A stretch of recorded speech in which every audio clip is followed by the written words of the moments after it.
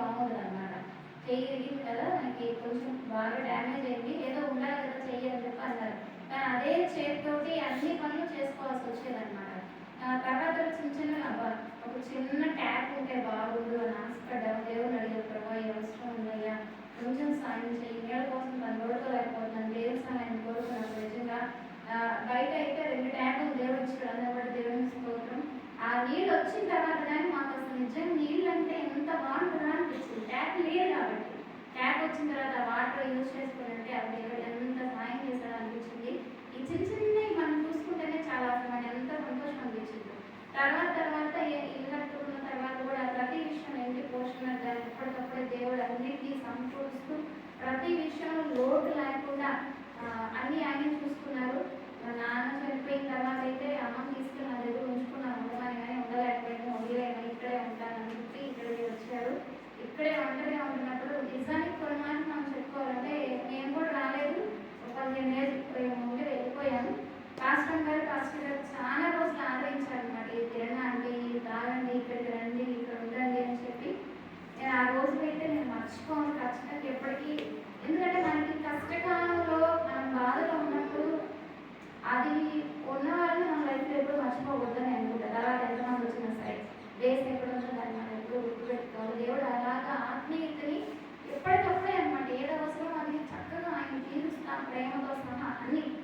అంటే ఫిజికల్ అవసరాలే కాదు, ఒక మనసుకు కావాల్సినటువంటి ప్రేమ, ఆప్యాయత అవి కూడా దేవుడు ఇచ్చారు. అది ఒకసారి ఇంట్లో పడుకున్నప్పుడు మా ఇంట్లో పైనుంచి మీద పాములే పడ్డాయో, ఒకసారి అమ్మ పడుకున్నప్పుడు పైనుంచి పాము పడింది, మీదే పడింది అసలు. ఒకసారి ఒక దూరం ఇరిగిపోయింది, ఇరిగి కింద పడింది నైట్. ఇక్కడైతే బయట నుంచి చూస్తే ఇక్కడ ఇల్లు ఉన్న సంగతి కూడా ఎవరికి తెలియదు అనమాట. బయట అంతా చీకటిగా ఉండేది. నేనైతే ఎప్పుడన్నా వస్తే ఒక పూట ఉంటే ఇక్కడి నుంచి అక్కడికి వెళ్ళడానికి కూడా ఎంత చీకట్లో ఎలాగా అనిపించేది. అసలు ఆ దూరం ఇరిగి పడిపోయినప్పుడు ఏదో చిన్నగా 2 గదులు కట్టుకున్నామే ఉన్న అది మొదలు పెట్టాము. మేము నిజంగా అనుకోలేదు ఇంత అవుతుంది ఈ ప్లాన్ కూడా. అది ప్రతిరోజు మాత్రం ప్రార్థన చేస్తాం, ప్రభావ నీ చిత్తానుసారంగా మాత్రం నడిపించు, ఎక్కడ అవమానం పడకుండా నువ్వే శక్తిని కలుగుతాయి, ఉండడానికి ఇవ్వయ్యా అని చెప్పి ప్రార్థన చేసినప్పుడు నిజంగా అనుకోకుండా అద్భుతంగా దేవుడు ఈ ఇంటిని ఆయనే కట్టాడని నేను నమ్ముతున్నాను. ఎందుకంటే ప్రతి విషయంలో నేను ఎంత విసిగిపోయామంటే, ఒక్కరోజు ఏడుస్తూనే ఉండేవాడు. నేను కూడా ఏడ్చాను, ఎందుకు ఇలాగా డబ్బులు ఇస్తున్నా కూడా పనులు సరిగ్గా చేయట్లేదు, ప్రభావ నీవేనయ్యా పని చేయించేవాడు కూడా చెప్పి వారికి ఒప్పించేవాడు, నీకు తీసుకొచ్చేవాడు, నీకు అన్నీ నీవే తండ్రి, సహాయం చేయి అని చెప్పేసి దేవుడి సహాయాన్ని కోరుకున్నాము.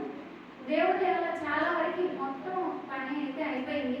ఆయనకి మహిమ. నిజంగా ఒకప్పుడు ఉండడానికి ఎందుకు కారుతా ఉంటే బాధేసేది. మా ఇంట్లో మాతో పాటే గొర్రెలు కూడా ఉన్నాయి, మా ఇంట్లో మాతో పాటే తొడలు ఉండేవి, పిల్లులు ఉండేవి, కోళ్ళు ఉండేవి, కుక్కలు కూడా ఉండేవి. వాటితో పాటు మేము ఒక మంచం వేసుకొని పక్కన పడుకునేవాళ్ళం. అలాంటి పరిస్థితి నుంచి నిజంగా దేవుడు చాలా ఎంత కృపనిచ్చాడంటే అంత కృపనిచ్చాడు. దేవుడు చేసిన గొప్ప మేలు బట్టి వందనాలు.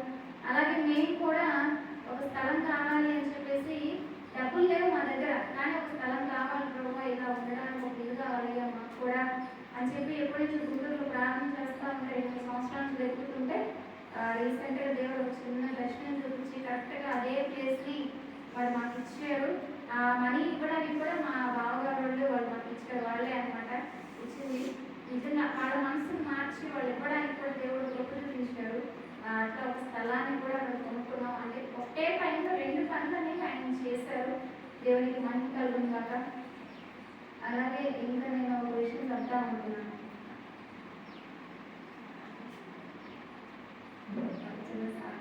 ఇంకోటి ఇంకా నాకు చాలా సంతోషమైన విషయం ఏంటంటే, ఈరోజు నేను ప్రార్థన పెట్టుకున్నాను. చిన్నగా మామూలుగా ఫస్ట్ ఏదో చిన్న పాలు పంపించుకొని వచ్చేద్దామని అనుకున్నాను. పాలు అంటే సెంటిమెంట్ అని కాదు, పాలు తేలిన ప్రవేశించే దేశం సమృద్ధి అన్న ఉద్దేశంతో ఆ విధంగా కాదు, సెంటిమెంట్ కాదు, మామూలుగా అది గుర్తు చేసుకొని ఆ పాలు తేలిన దేవుడు మెన్షన్ చేశారు కదా, సమృద్ధికి సూచన కదా, అలా వద్దామని అనుకుని చెప్పాను మా బంధువులు కొంతమంది అటు ఇటు.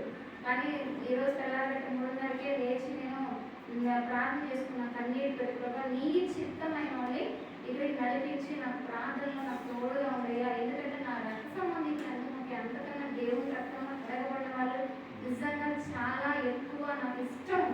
ఎందుకంటే ప్రతి విషయం మనకు తోడుగా ఉండేది మనకు వాళ్ళే అన్నారు. నిజం చెప్పాలంటే కష్టకాలంలో మనకు అర్థమైంది. కొంతమంది మనకు ఉన్నారు కానీ ప్రార్థన చేసుకున్న వాళ్ళు కొంచెం మనకి ఇదిగా ఉంటారు. ఈరోజు కూడా టైంకి నిజంగా వచ్చి మా ఇంట్లో మేము బాగుండాలి అని చెప్పేసి దేవుడిని బట్టి మీరందరూ ఇక్కడికి వచ్చి ప్రార్థించడం అనేది నాకు చాలా సంతోషంగా. మీ అందరికీ వందనాలు. దేవుడు చేసిన ఈ గొప్ప మేలుని బట్టి దేవుడికి స్తోత్రాలు. ఇచ్చిన సాక్షి దేవుడు దీవించిన కదా. అలాగే ఇంకా ఒక చిన్న విషయం, ప్రతి ఇంట్లో మరి అల్లుళ్ళు ఎలా ఉంటారో నాకు పెద్దగా నాకు తెలియదు, కానీ మా ఇంట్లో మాత్రం దేవుడు మా హస్బెండ్ని మాత్రం ఆయన ఇచ్చిన గిఫ్టే